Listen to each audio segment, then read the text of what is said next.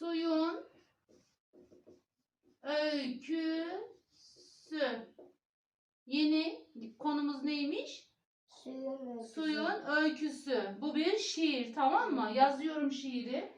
Yeryüzündeki sular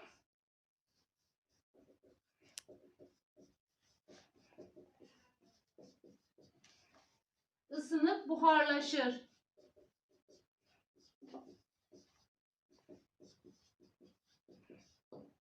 Gökyüzüne yükselir.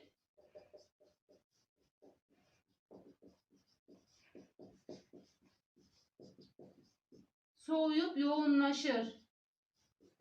Soğuyup yoğunlaşır. Gördün mü? Evet. Bu bir şiir. Suyun öyküsü. Değil mi?